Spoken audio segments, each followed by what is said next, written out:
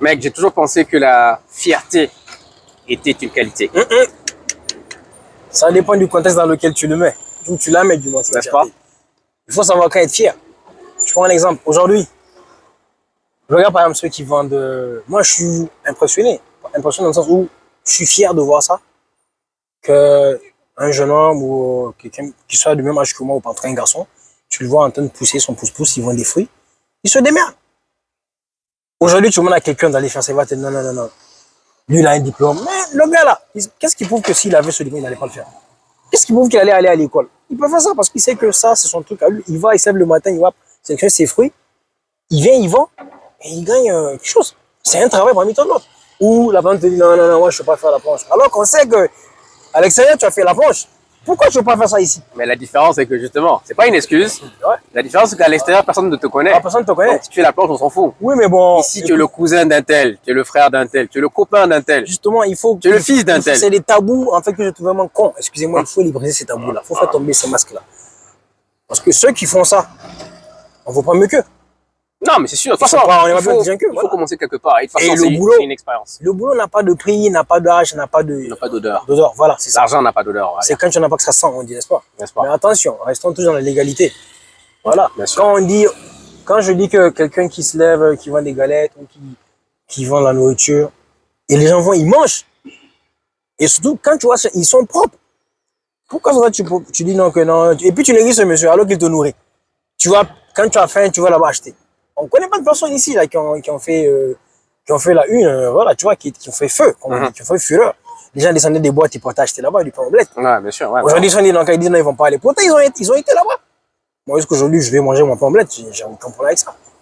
Donc là, la fierté ne rentre pas en ligne de compte. Il faut avaler ta fierté, comme on dit. Non, mais c'est ça, il faut avaler ta fierté. Je préfère que tu dises que tu es fier, voilà. Tu es fier, tu as été à l'école, tu as eu tes diplômes. Ton boulot que tu as, tu l'as eu à la sur ton front. Là, je suis d'accord. Tu n'as pas été pistonné pour rien, mais tu n'as pas été avec de faux diplômes. Mais après, là, je suis d'accord. C'est difficile quand même. Hein. Je me mets dans la place de quelqu'un qui est docteur, par exemple. Il a 8 ans.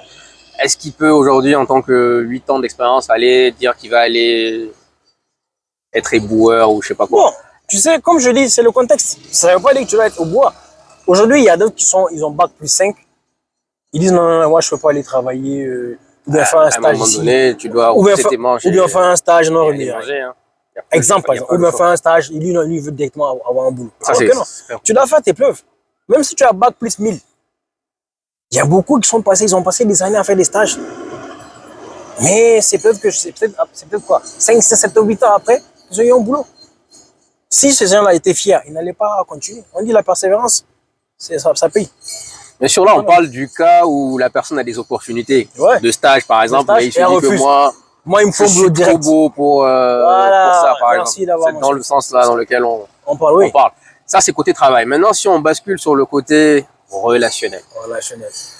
Il y a eu beaucoup de couples qui sont brisés. Des amis, des amitiés qui se sont brisées à cause de la fierté. C'est-à-dire que chacun d'entre eux, je vais vous raconter une histoire. C'est l'histoire, en fait, d'un homme et une femme qui étaient ensemble et qui savaient qu'ils étaient faits l'un pour l'autre.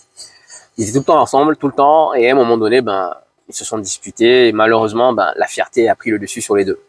Donc chacun refusait de dire « je vais m'excuser ». Alors qu'aujourd'hui, quelqu'un qui est fier, même quand on a raison, celui qui gagne en fait dans la discussion, c'est pas celui qui se rabaisse, c'est celui qui vient demander pardon pour rattacher, pour renouer les liens, même s'il sait qu'il a raison. Donc ces deux personnes-là sont allées faire leur chemin, sont mariées avec d'autres personnes.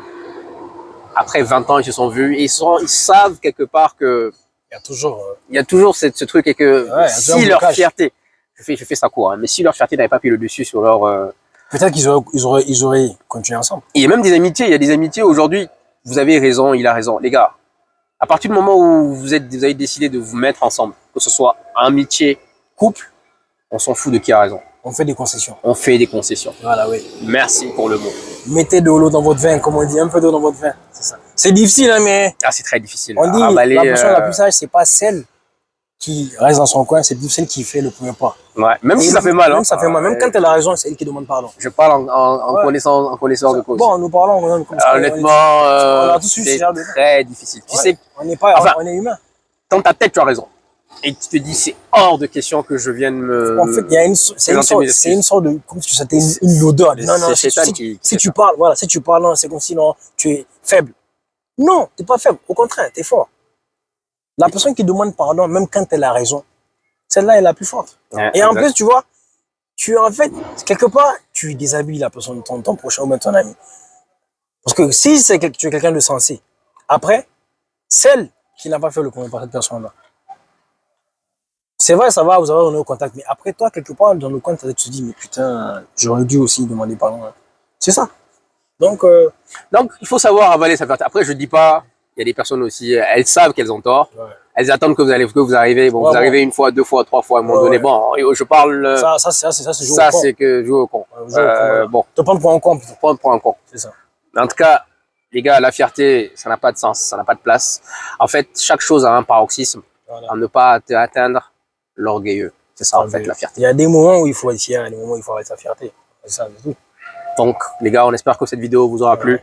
C'est vrai qu'on dit restez fiers, soyez fiers, mais il faut savoir à quel moment être fier, comme je l'ai dit. Connaître la limite. Voilà, la limite. Chaque chose a une limite. On dit que tout excès est nuisible.